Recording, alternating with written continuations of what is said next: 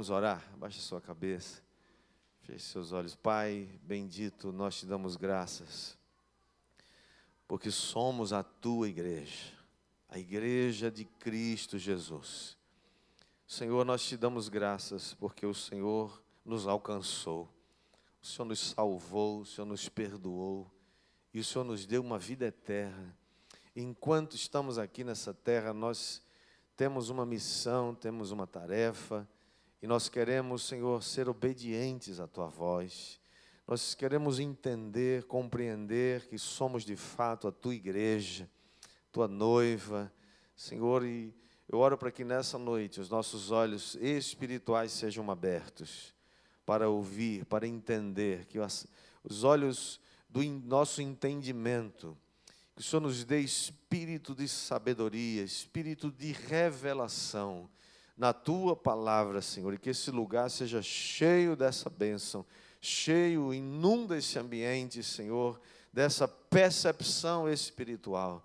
Que o Senhor repreenda agora todo espírito contrário, toda distração, toda dispersão, seja manietada agora e que a Tua voz, Senhor, possa ecoar nos nossos corações, enquanto o Senhor silencia todas as outras vozes, para que possamos escutar somente a voz do Espírito Santo. Nós te pedimos assim no nome de Jesus. Amém. Todos podem dizer amém? Amém. Abra sua Bíblia comigo no livro de Mateus, capítulo 16. Mateus, capítulo 16. Nós vamos ler o versículo 13. Mateus, capítulo 16. O tema da nossa mensagem de hoje, que nós vamos fazer uma série nas próximas, ou por 4 semanas, é: edificarei a minha eclésia. Diga comigo, edificarei a minha eclésia. Diz assim o versículo 16: Indo Jesus para os lados de Cesareia de Filipe, perguntou a seus discípulos: quem diz o povo ser o Filho do Homem? E eles responderam: uns dizem João Batista, outros Elias, e outros Jeremias, ou algum dos profetas. Mas vós, continuou ele, quem dizeis que eu sou? Respondendo Simão Pedro, disse: tu és o Cristo, o Filho do Deus vivo. Então Jesus lhe afirmou: bem-aventurado és, Simão Barjonas, porque não foi carne e sangue que tu revelaram, mas meu Pai que está nos céus. Também eu te digo que tu és Pedro, e sobre esta pedra edificarei a minha igreja. Diga comigo, edificarei a minha igreja. Outra vez. E as portas do inferno não prevalecerão contra ela. Dar-te-ei as chaves do reino dos céus, e o que ligares na terra terá sido ligado nos céus, e o que desligares na terra terá sido desligado nos céus. Essa foi uma palavra que Jesus proferiu, estando ele nas imediações de Cesareia de Filipe, ao norte da terra de Israel. Quando vamos a Israel, sempre visitamos esse lugar, onde nasce, ou tem algumas nascentes do rio Jordão. E ali o Senhor Jesus faz uma declaração extraordinária. Ele diz: eu edificarei a minha igreja.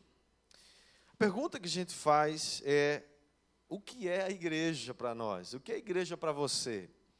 Quando a gente fala de igreja, qual é a ideia que vem à sua mente? Quando falamos de igreja, o que você pensa? Porque a forma como você vê a igreja vai influenciar a maneira como você se relaciona com Deus. Para muitos, uma igreja pode ser um prédio. O prédio é aquele lugar onde a gente se reúne, né? Onde é a sua igreja? A minha igreja fica ali na Rua Carneiro, número 700. Quem sabe onde é essa igreja? Alguém sabe aqui, né? Só você sabe. Hoje eu vou falar: olha, a igreja Mir prédio da Igreja Mir funciona na Avenida Rui Carneiro, número 700. É muito fácil acertar. Você vem ali pela Epitácio Pessoa, vai olhando pelo lado direito e vai chegar no número 700. Para muita gente é um prédio, mas, de verdade, a Igreja de Cristo não é um prédio, embora ela possa se reunir num prédio. Para outros, a igreja pode ser uma instituição. Quando fazem pesquisa, né, sobre credibilidade de instituições, normalmente eles colocam a igreja como uma delas. Como perguntam sobre a polícia, sobre os políticos, e assim por diante, colocam lá a igreja. É uma instituição. Embora a igreja tenha uma organização, seja uma instituição também, ela não é, do ponto de vista de Deus, uma instituição. Ela é mais do que isso. Alguns, entretanto, podem se relacionar com a igreja como sendo um posto de gasolina. O que o posto de gasolina faz? Você vai lá no posto, o tanque está seco, você vai, abastece, enche o tanque e vai embora, né? Passa um tempo. Pessoas muitas vezes vêm na igreja no domingo para abastecer o tanque. Elas passam a semana, né, gastando o tanque, vai gastando, elas vão ficando fraquinha, vai chegando o domingo, aí toma aquela, né, aquela dose abençoada, a bateria foi recarregada, e aí eu estou pronto, né, para uma nova semana, para continuar na vida e tal, muito bom. Mas olha, tem um problema com esse tipo de relacionamento com a igreja como um posto de gasolina. Para outras pessoas podem ser um cinema. O que o cinema faz? Ele enterte a gente se diverte no cinema, né? Alguns acham que a igreja tem essa capacidade de entretenimento. É um lugar onde eu me divirto, um lugar onde eu gosto, um lugar abençoado. Eu vou naquela igreja porque o louvor é muito bom. Você viu a líder de louvor, como ela é linda? Os músicos são maravilhosos. E ela é solteira, gente. Que maravilha, né? A música é muito boa naquela igreja. O pastor, então, o pregador, fala muito bem. O pastor é bonito. O pastor fala aveludado. O pastor sabe falar, assim, ele tem gestos largos. Estou brincando, né, gente? Mas muitas vezes nós nos relacionamos assim com a igreja, com um lugar que tem que ser legal, tem que ser agradável, não pode falar nada que ofenda ou que possa trazer algum tipo de constrangimento, né? Então, o que acontece é que depois de uma semana de trabalho, as pessoas estão estressadas, vazias novamente, e precisam de novo entretenimento. Só que o que acontece é que quando chega na próxima semana, ela não quer mais aquele entretenimento, quer um outro novo. Por isso a igreja nunca vai competir com entretenimento, porque entretenimento sempre precisa ser renovado, né? São os filmes que vão passando, etc. Outros se relacionam com a igreja como se fosse um supermercado ou um shopping, onde você vai, porque ali tem de tudo que você puder imaginar e que você precisa. Toda necessidade pode ser suprida ali, de comida, de coisas para casa e assim por diante. Então, as pessoas vão naquela igreja porque ali tem todo tipo de programa. Tem programa para os bebês, tem berçário, nós, inclusive, estamos dobrando o berçário, né? Que vai chegar muitos bebês, né? E tem um berçário, tem programa para as crianças, né? Eles estão fazendo até uma conferência agora para se especializar em crianças, olha que benção, né? Vou ali porque tem programa para os jovens. Tem uma base lá abençoada. E para os adolescentes, tem um negócio chamado Pode Crer, rapaz. Pode crer que o negócio é bom, viu? Uma benção, essa igreja é uma maravilha, tem ministério para tudo. Tem o ministério do estacionamento, tem o ministério do ar-condicionado, tem ministério para tudo. E as pessoas vão ali porque, olha, ali a minha família está abastecida, eu posso desfrutar desse ambiente. O problema desse tipo de relacionamento é que nós podemos nos tornar, ao invés de sermos filhos e filhas de Deus que se reúnem para adorar o Senhor, podemos nos transformar em consumidores da fé. E aí, quando a gente se torna consumidor, aí ninguém segura. Porque aí tem alguns perigos. O primeiro deles, o consumidor ele nunca está satisfeito. O consumidor ele sempre quer mais, ele sempre é um exigente, ele tem uma exigência maior, ele quer algo maior. O mundo é um apetite insaciável. Se você se torna um crente consumidor, você vai estar sempre querendo um pouco mais. Hoje eu acho que não foi muito bom, poderia ter sido melhor. Esse produto aqui agora poderia, né? As empresas estão sempre inovando, tentando melhorar a qualidade dos seus produtos, porque a competição é muito grande. Então, consumidores são assim, recebem, mas depois eles se mudam. E o consumidor crente é aquele que vive de igreja em igreja, consumindo algo melhor. Vão para aquela igreja, porque ali, né, o líder do louvor agora é mais bonito do que aquele que estava aqui antes. Você já viu isso, gente fazendo isso? Você nunca viu, né? Mas acontece. Deixa eu dizer uma coisa para você. Não é quando você recebe que você vai ficar satisfeito. Você só vai ficar satisfeito na sua vida quando você aprender a dar. Quando você aprender a repartir. Quando você aprender que é melhor dar do que receber. É mais bem-aventurado dar do que receber. Outro problema é que o consumidor, ele nunca tem uma aliança com a sua igreja local. Ele é um consumidor. Ele vai aonde tem um produto bom por um preço legal. É aquele consumidor que vai no lugar e olha o preço, olha a qualidade, né? Ele compara, ele vai nos outros supermercados e compara o preço. E tem supermercado que faz o quê? Diz, olha, se você encontrar um preço mais baixo, pode vir aqui que nós cobrimos. Sabia que tem igreja fazendo isso por aí?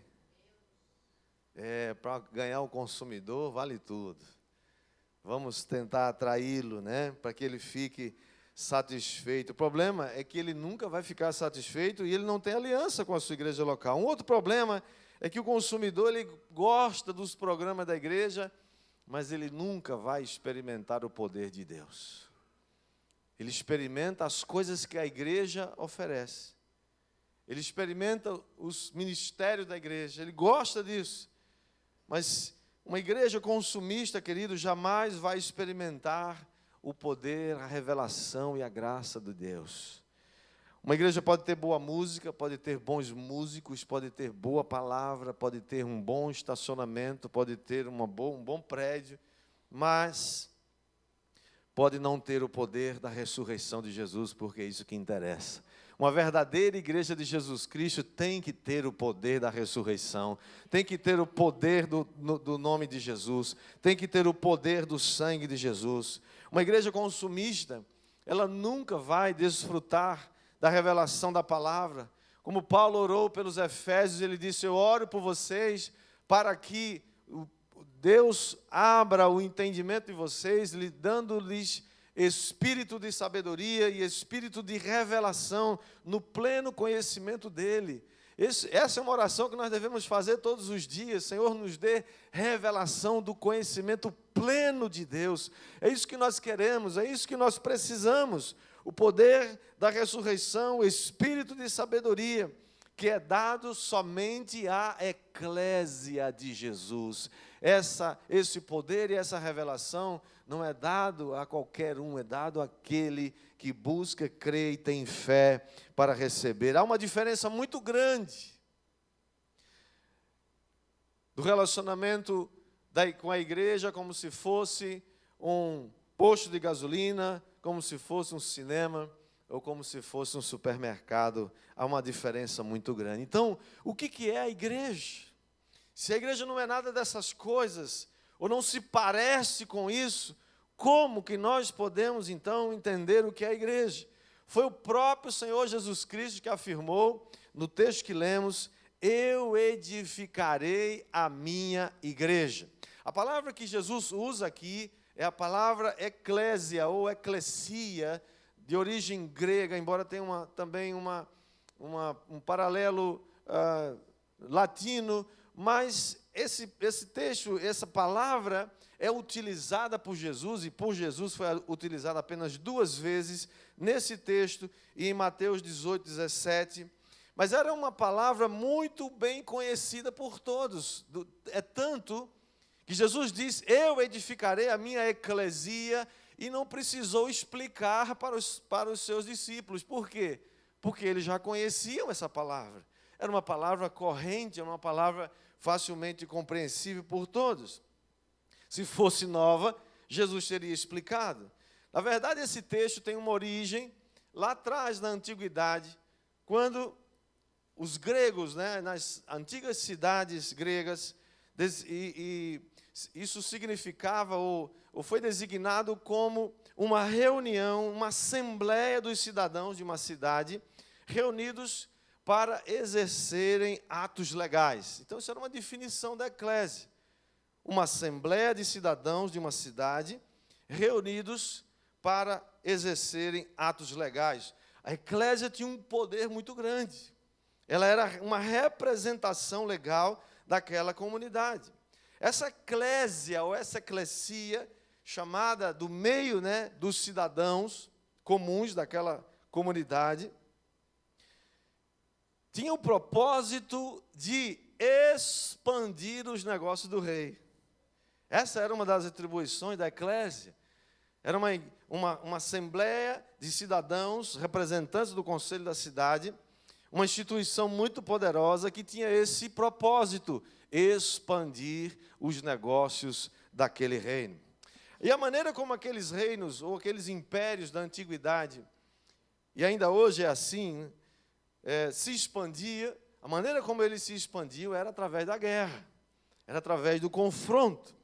Então, o que acontece? A eclésia se reunia, estabelecia um plano de expansão do reino.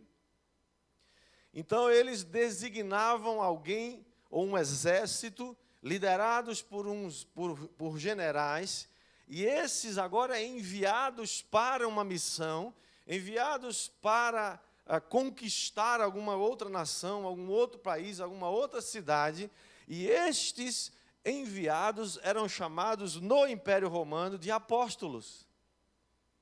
Vocês já ouviram falar nessa palavra, apóstolos? Portanto, quando Jesus fala, e quando o Novo Testamento se fala da palavra apóstolo, não era também uma palavra estranha, era uma palavra conhecida. Eles sabiam que palavra era essa. Significava os enviados pela eclésia. Eles eram enviados debaixo de uma autoridade. Havia um rei que reinava nesse lugar. Debaixo da autoridade desse rei, essa eclésia decidia, enviava esses apóstolos, e eles então iam em direção àquelas cidades. Ao chegar nas cidades onde eles teriam que conquistar, esses apóstolos enviados tocavam uma trombeta e diziam para as pessoas daquela cidade, cujas portas estavam fechadas. E eles diziam: nós somos enviados do rei. Nós estamos em uma missão de paz. Nós queremos dizer que aqui chegou o Império Romano. Vocês todos se rendam ao Império Romano. Se vocês se renderem, todos serão protegidos, todos serão prósperos, porque Roma é muito poderosa, Roma é muito próspera, e se vocês se tornarem cidadãos romanos, vocês podem desfrutar de toda essa riqueza, de toda essa proteção. Se eles decidiam se tornarem cidadãos romanos, então estava tudo bem. Aquela cidade se tornava, então, uma nação debaixo, uma cidade debaixo do poder e da proteção de Roma. Se eles decidiam não se submeter, se eles dissessem: não, a gente não quer, nós vamos resistir, o que aqueles generais enviados, apóstolos, faziam? Eles eram militares. Eles agora tinham armas de guerra para destruir as portas. Então, eles começavam aqueles instrumentos. Hoje não se faz mais isso, as cidades antigamente tinham muralhas altas, tinham portões de ferro poderosos, que era muito difícil abrir, porque não havia aviação naquela época, Hoje é mais fácil, hoje não precisa mais disso, né? O avião vem por cima e... Naquela época não tinha isso. As armas eram pessoais, eram muito humanas, muito pessoais. Então o que acontece? Eles agora começavam a destruir essas portas. Pum, pum, pum, pum, pum, até que arrombava aquelas portas e eles entravam naquela cidade. O poderio, a máquina bélica romana era tão poderosa que por 500 anos esse império se estabeleceu no mundo inteiro. Eles entravam em qualquer lugar, eles tinham uma máquina bélica poderosa. E ao chegar naquele lugar, então, porque eles não se renderam, não quiseram abrir os portões e não quiseram libertar as pessoas, eles então apertaram, bateram, destruíram, furaram o bloqueio daqueles portões e entraram naquela cidade. E ao entrar naquela cidade, eles diziam então que o reino de Roma chegou naquele lugar. A primeira coisa que eles faziam, destronavam os poderosos ou os reis, ou aqueles que estavam investidos de autoridade naquela cidade, retiravam deles o poder e os expunha publicamente à vergonha e à derrota. Irmãos, quando você entende essas coisas, a Bíblia começa a fazer mais sentido para você. Paulo, escrevendo aos Colossenses, ele diz lá em Colossenses 2,15, e despojando os principados e as potestades, publicamente os expôs ao desprezo, triunfando deles na cruz. O que significa isso? Essa figura faz sentido quando você entende que isso acontecia na antiguidade.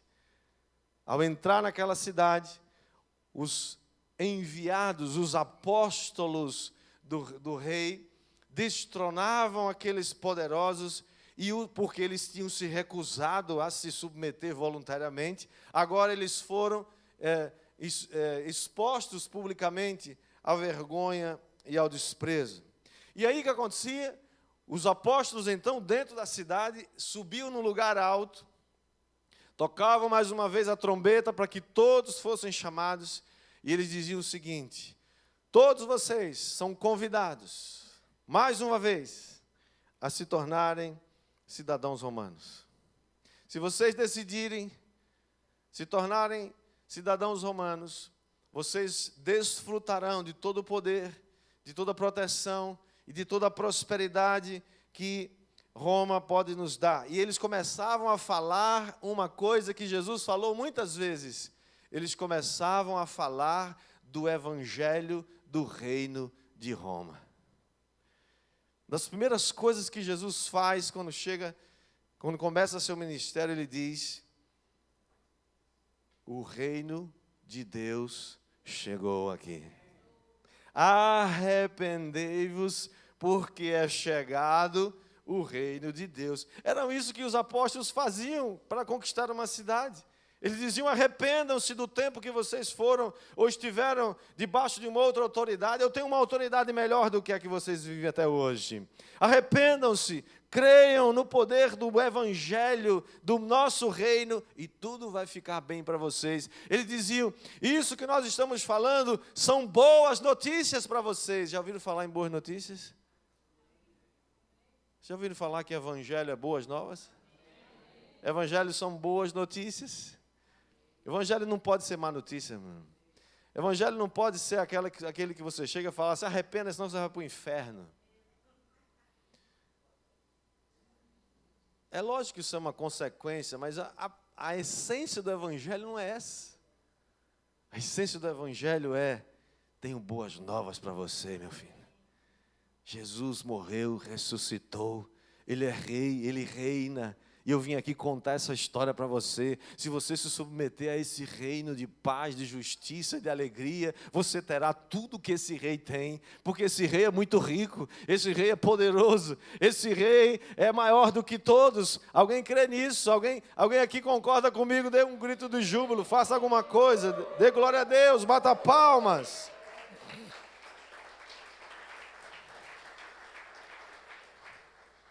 Você entende que isso é a figura da eclésia? Por isso que Jesus está dizendo, eu vou edificar a minha eclésia. Os reis da terra têm a sua eclésia. Os gregos tinham a sua eclésia. O Império Romano tem a sua eclésia. Mas eu, disse Jesus, eu vou edificar a minha eclésia. E esta eclésia é maior do que todas as outras eclésias. E as portas do inferno, esses portões que estão agora prendendo as vidas e estão cercando as vidas dentro de um sistema mundano, dentro de um sistema maligno, Jesus está dizendo, esses portões não vão impedir o avanço da minha eclésia. É muito diferente de uma igreja de consumidores mal acostumados. Estamos falando de uma igreja que avança. Estamos falando de uma igreja que marcha. Estamos falando de uma igreja que ataca no bom sentido. Por que acontece? Nós precisamos saber como os discípulos sabiam o que era uma eclésia, o que era uma igreja. Portanto, nós poderíamos definir quem é a eclésia de Cristo. A eclésia de Cristo é um grupo de pessoas chamadas do reino das trevas para reinar com Cristo e expandir o seu reino sobre a terra. Vamos dizer juntos essa frase? A eclésia de Cristo é um grupo de pessoas chamadas do reino das trevas para reinar com Cristo e expandir o seu reino sobre a terra. É claro que ao fazer isso você vai desfrutar de toda a riqueza desse reino. Você vai desfrutar de todos os recursos desse reino, da proteção desse reino, dos anjos desse reino que estão acampados ao seu redor para te livrar e guardar. Você vai desfrutar do poder, dos dons, das dádivas desse reino, dos benefícios desse reino. Mas Deus não nos chamou para isto somente. Deus não nos chamou só para desfrutar. Deus nos chamou para avançar. Somos a eclésia de Cristo. E o propósito principal da eclésia de Cristo é expandir o reino de Deus na terra. Que coisa poderosa, que coisa maravilhosa.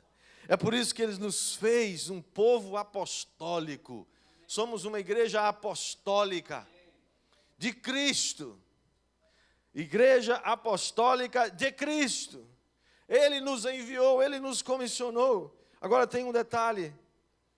Quando você chegar nas cidades, e é para isso que nós fomos enviados, a eclésia sempre vai nos enviar às cidades, porque é lá onde estão as pessoas. Quando você chega nesses lugares, você vai ter que enfrentar os portões dessa cidade.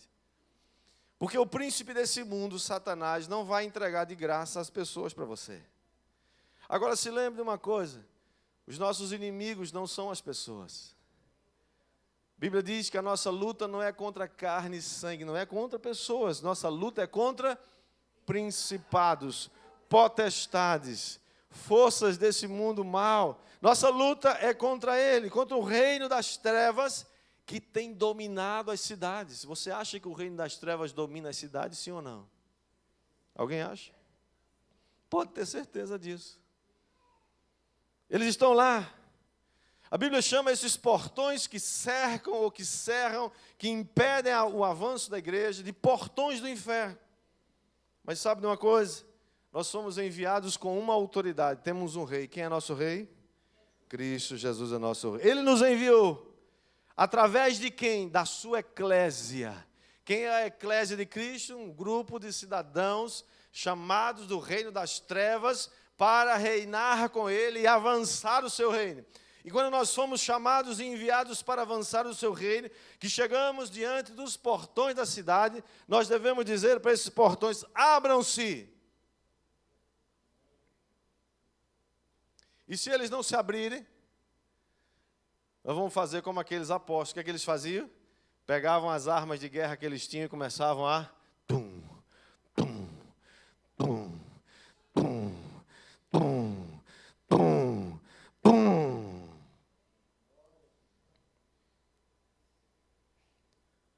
Se esses portões não abrem, porque nós damos ordem, simplesmente eles vão ter que abrir quando nós usamos as nossas armas. E quais são essas armas? Como nós atacamos esses portões?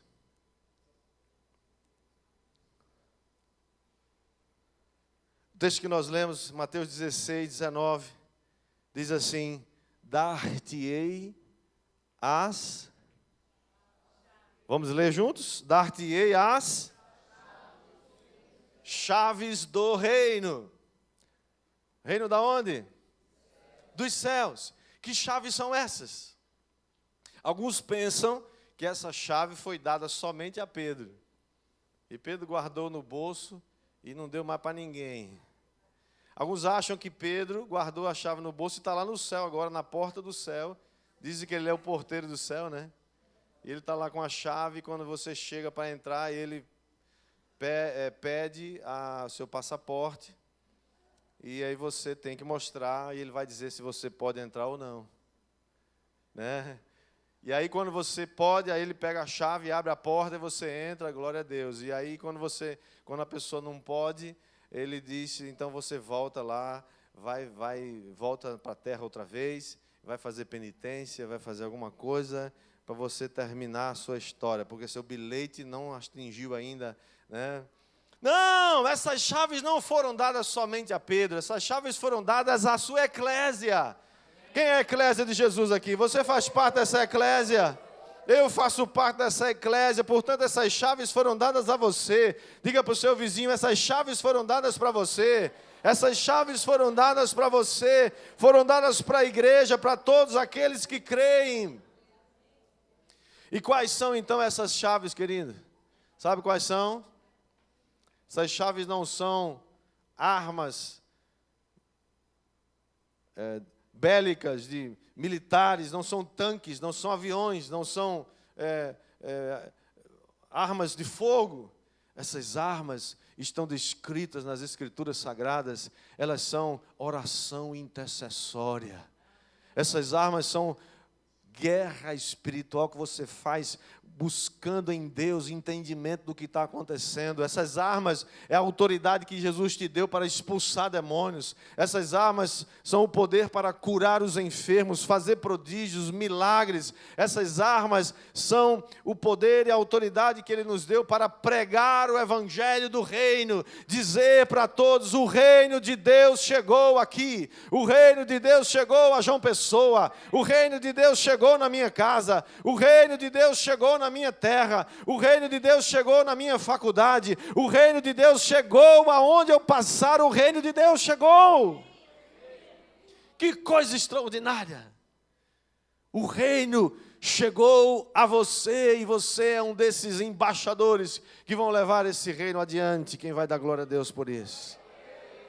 Todas essas chaves são chaves poderosas para quebrar esses portões fechados. Agora escute, o problema é que tem gente que acha que a igreja está protegida dentro dos portões.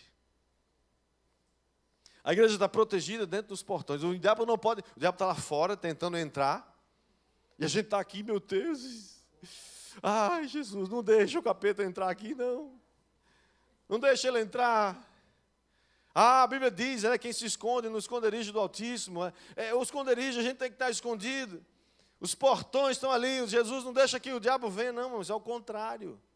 Você já viu o portão avançar para cima de alguém? Você já viu o portão atacar alguém? Portões são estáticos, eles só servem para defender alguma coisa. O que Jesus está dizendo é, quando a igreja avançar, quando os meus apóstolos avançarem, debaixo da autoridade dessa eclésia, esses portões não vão sustentar, não vão impedir o avanço dessa igreja. Essa eclésia vai entrar lá e vai arrancar as vidas, e vai arrancar os despojos, e vai expor a esses demônios que estão prendendo essas pessoas, vai expô-los ao ridículo, e vai publicamente sobre eles reinar, e vai tirar o poder deles, e vai dizer, aqui o reino de Deus chegou nesse lugar, o reino de Deus chegou aqui nesse lugar, o reino de Deus chegou aqui nesse lugar. É por isso que Jesus falou: eu edificarei a minha igreja, e as portas, os portões do inferno não vão prevalecer contra ela. O que é a igreja para você? A igreja de Jesus, a eclésia de Cristo, essa instituição divina, poderosa, que Ele estabeleceu na terra, para ir de encontro às portas do inferno, e elas não prevalecerão contra a igreja de Jesus. Infelizmente, amados, muitas igrejas têm se transformado em centros de entretenimento. Pessoas que se transformaram em domingueiras consumidoras, que vão ali porque vão afagar um pouco da consciência culpada, de viverem suas vidas egocêntricas, centradas em si mesmo, dominadas pelo prazer, pelo conforto, por sua própria satisfação. Sua agenda não tem outra coisa a não ser consumir, consumir, consumir. Conversa com uma pessoa dessa e você vai ver. Sua agenda não tem nenhuma previsão de repartir alguma coisa, dar alguma coisa.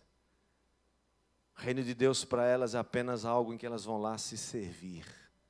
O reino de Deus não é isso. O reino de Deus tem todas essas mãos. Uma das coisas mais tremendas, uma frase mais tremenda que eu ouvi, primeira vez que eu fui lá na igreja de Father's House, na Califórnia, que eles me convidaram e eu participei de uma semana inteira com eles, todas as reuniões, o pastor Dave com sua equipe de pastores, e tive em todos os cultos e ministérios. Foi muito precioso para mim, porque eu estava começando o ministério, isso foi em 2002. Foi muito de Deus aquilo. Deus cuidou, olhe para trás e veja como Deus cuidou de mim e cuidou de nós. Como aquilo foi bálsamo para mim ver. E eles chegaram para mim e falaram: pastor, nós estamos aqui para te servir. O que nós temos aqui, o que temos aprendido, você pode levar. Eles pegaram vários CDs de todo o material deles, com tudo que eles tinham, e falaram: está aqui, é seu, leve para o Brasil. Tome, use. Se não prestar, joga fora. Tira o nome da igreja, põe seu nome. Adapta, faz o que você quiser. Nós queremos abençoar a tua vida e a tua igreja. Oraram por mim. Mas uma das frases, tantas frases que eu ouvi, mas uma delas me marcou muito. No final de uma reunião com o pastor David e seus pastores, eles são muito organizados, né? Muito reuniões com pauta, com tudo. E o último item da pauta era uma coisa que me deixou intrigado. E ele dizia assim: depois de vários assuntos discutidos, o último ponto era: divirta-se. Divirta-se. E ele foi explicar isso. Ele disse assim: no dia que o ministério se tornar um peso, um fardo para você, lembre-se, não foi Deus que te deu isso. Você precisa servir a Deus se divertindo. Crente mal-humorado, tem alguma coisa errada. Crente chateado, revoltado, ou reclamando do ministério. Irmãos, eu fico injuriado vendo alguns pastores vendendo uma imagem de coitadinho. Você não sabe, o pastor sofre tanto. Sniff, sniff. A família do pastor sofre demais. Sniff, sniff. É um negócio terrível. Eu não sei como é que eu estou, porque eu não me lembro. Eu não sei como é que Deus fez um negócio desse comigo. Irmãos, às vezes eu tenho paciência, às vezes eu falo: meu querido, isso não foi Deus que colocou em você, filho. Servir a Deus tem que ser com alegria.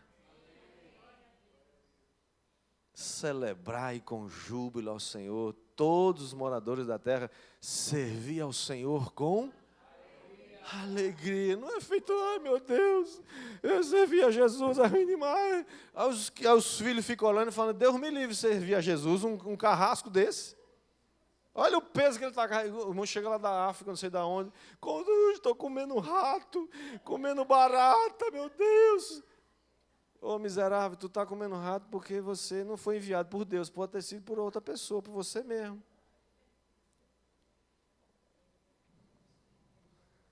Divertir-se não significa ser irresponsável, ou não ser correto, ou não ser coerente e não ser eficaz. Significa que nós estamos servindo a um Deus que já estabeleceu tudo no seu devido tempo, que cuida de mim, de você, que cuida de todas as coisas, e que eu posso ser feliz. O problema é que muita gente está indo atrás da felicidade, mas nunca vai achar. E quanto mais você procura a felicidade, mais ela corre de você. Eu quero ser feliz. Todo mundo quer, filho. Alguém que você já conheceu alguém, eu quero ser infeliz. Pode ser hoje para ser feliz. Ninguém quer ser infeliz, todo mundo quer ser feliz. Mas sabe qual era a felicidade? Aquele general enviado, apóstolo, quando ele terminava o trabalho, ele voltava para o centro lá do seu, capital do seu império, e ele entrava debaixo daqueles arcos do triunfo. Os generais vencedores entravam por aqueles arcos e toda a multidão estava do lado para recepcionar os vencedores. Os generais estavam na frente, condecorados, vitoriosos. Logo atrás vinham os soldados do exército, marchando. E lá atrás, de atrás, vinham os soldados vencidos, algemados e sendo arrastados como um espetáculo público de vergonha e de derrota. E ali eles eram ovacionados, aplaudidos, porque haviam cumprido a sua missão. Jesus toma essa figura e também ministra sobre uma parábola.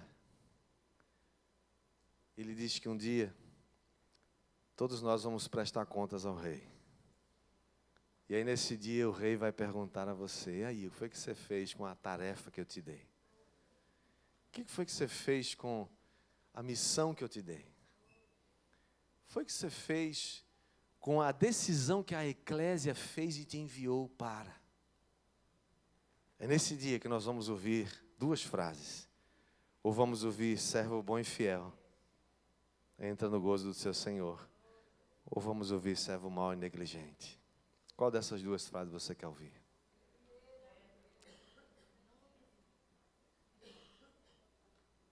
Somos uma igreja apostólica. Diga para o seu vizinho. Estamos sendo enviados para transformar a sociedade, para trazer pessoas para o reino de Deus, para discipulá-las, ensiná-las e enviá-las de volta para as cidades, para que elas, como apóstolos enviados pela eclésia, possam continuar contando a história das boas novas. Temos uma boa nova para contar. Por isso que Deus nos fez uma igreja apostólica, uma eclésia de Cristo. Somos a eclésia de Cristo. Quantos aqui querem ser fiéis ao mandato, ao chamado da eclésia de Cristo? Vamos orar.